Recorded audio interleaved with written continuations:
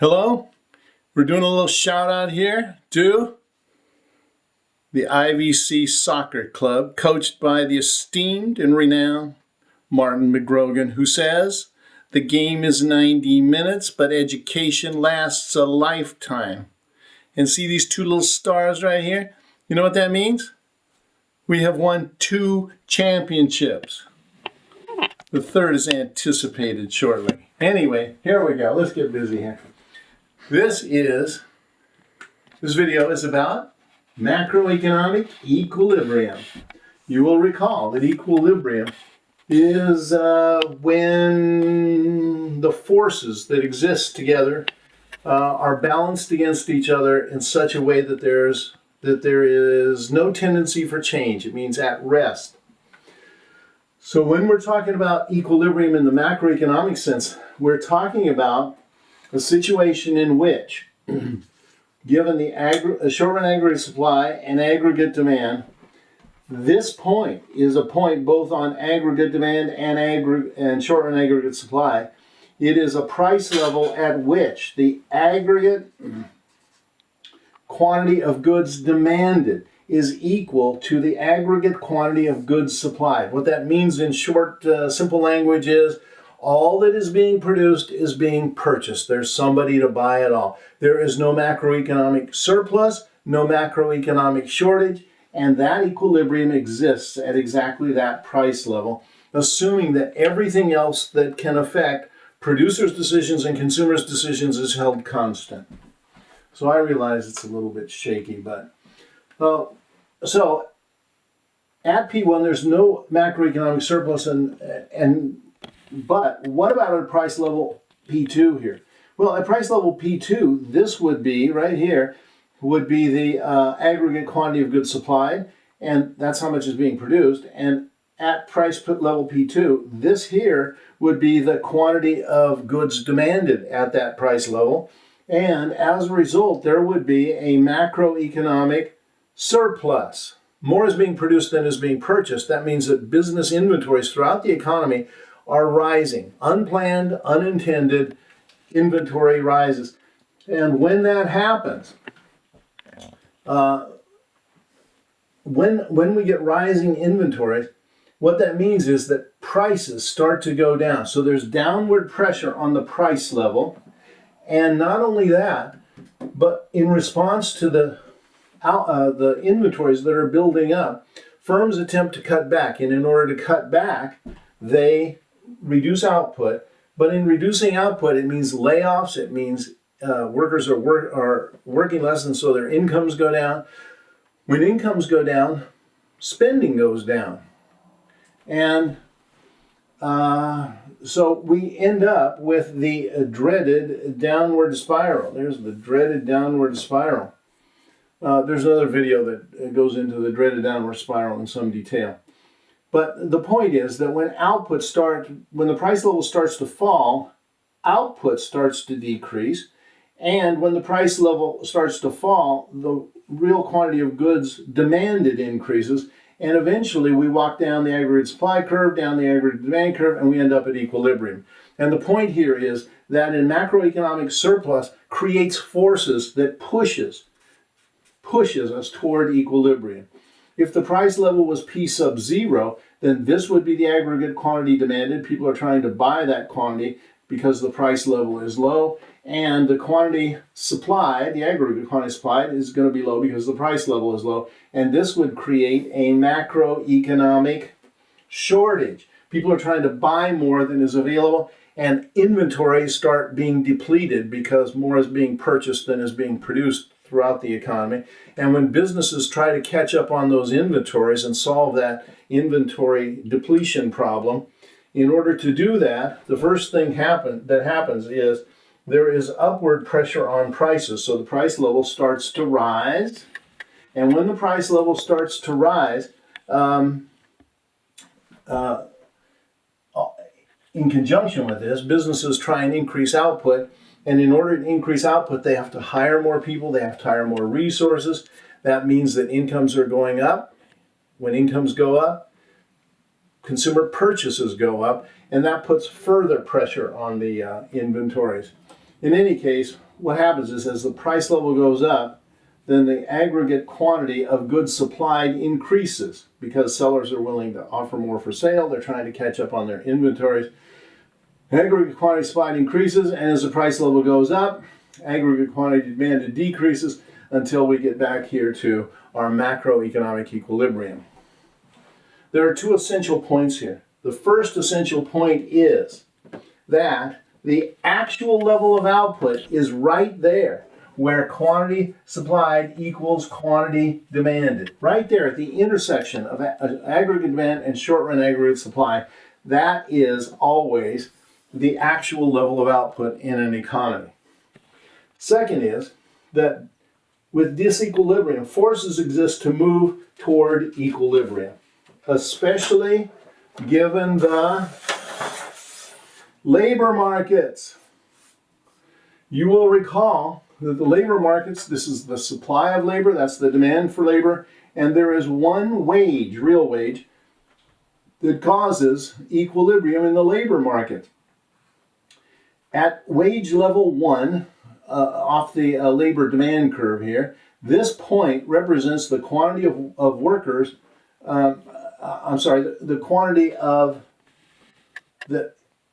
workers that employers want to hire. That's the demand for labor. And it's also, off of this labor supply curve, the quantity of workers who want to work at that wage.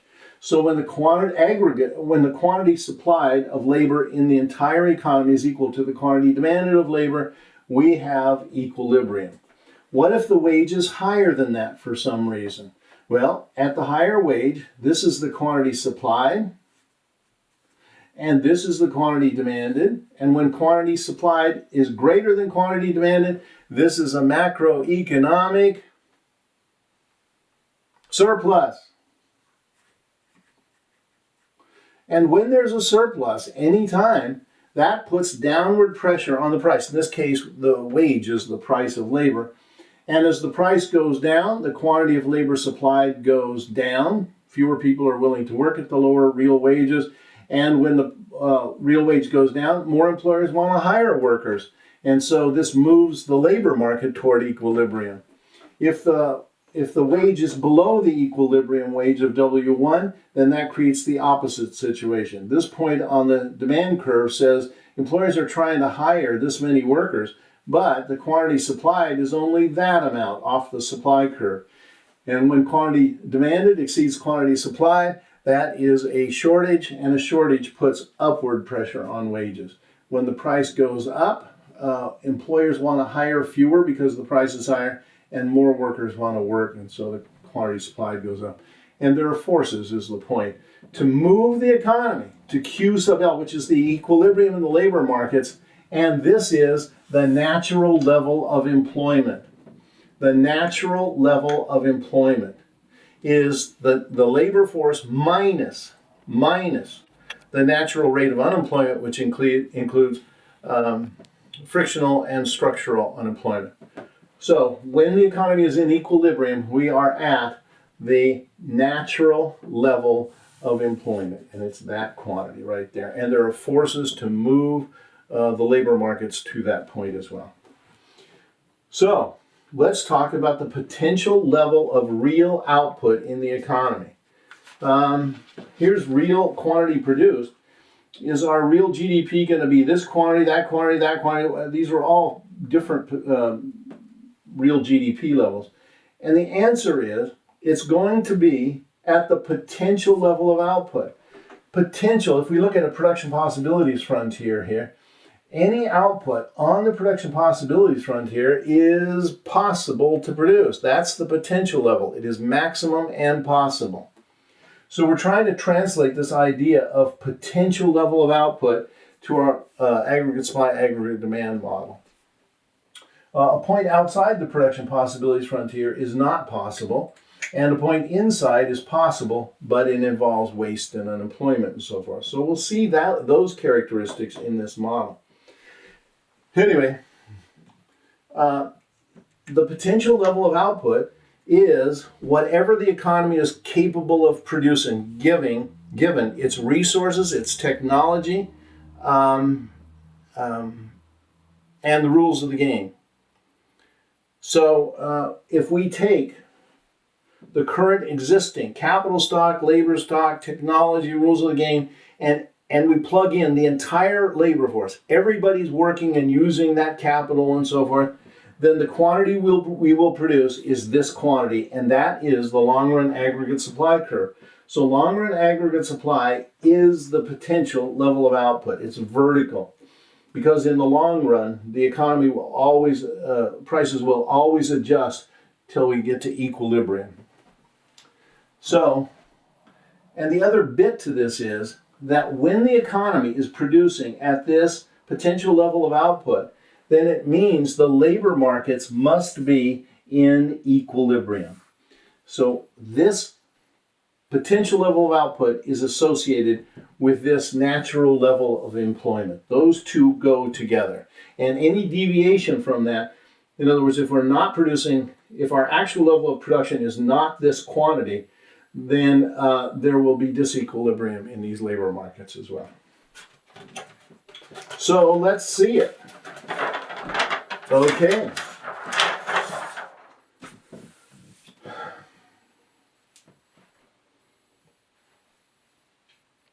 Here we go.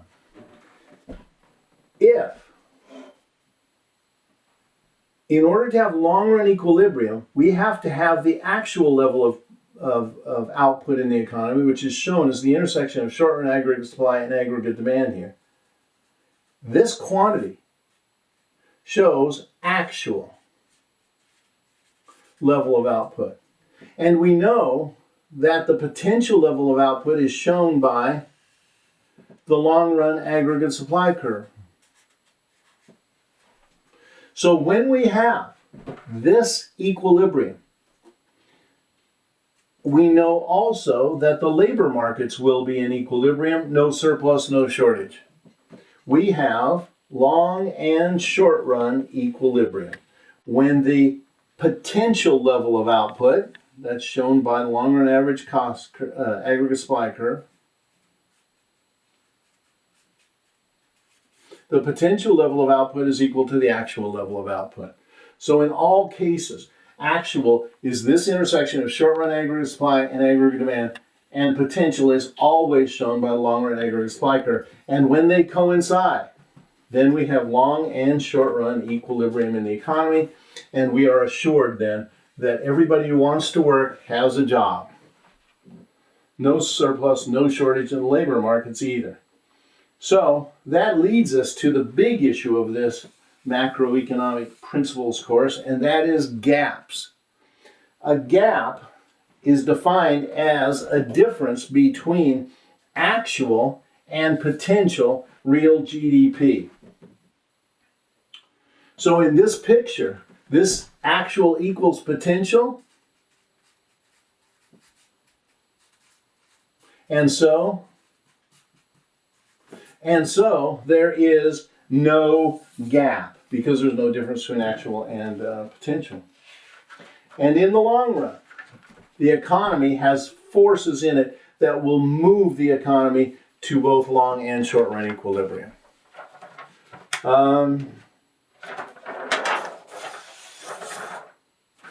So what's a gap? Well, a recessionary gap is defined as a situation in which actual is less than potential. So to do this, to show it to you, I will just draw a long-run aggregate supply curve, and that's potential.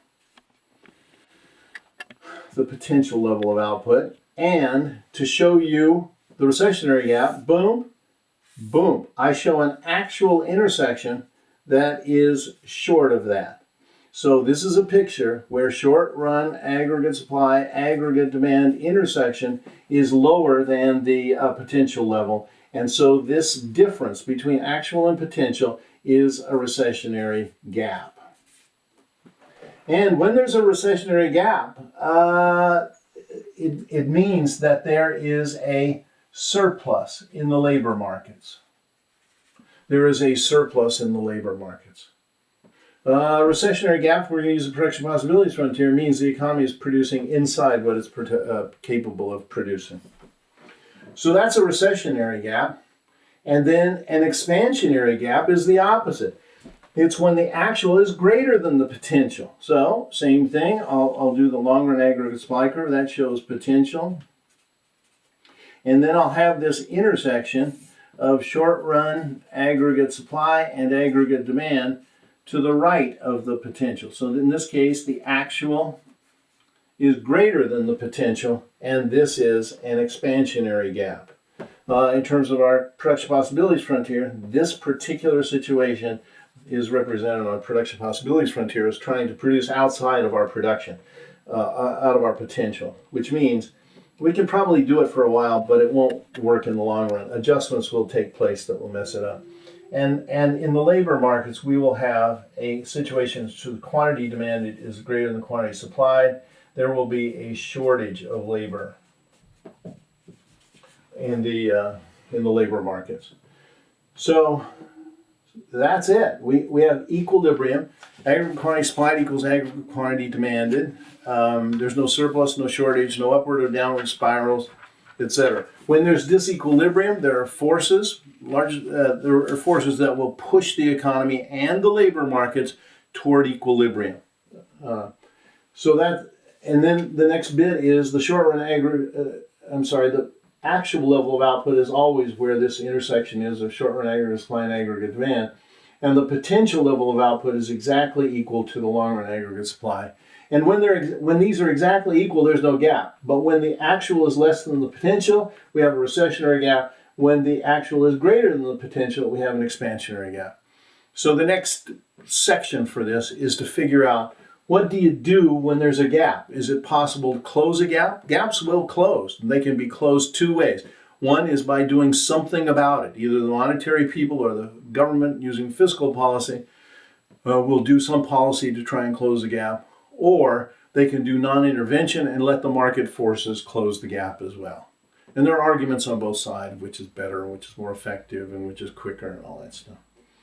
So that's it. That's macroeconomic equilibrium.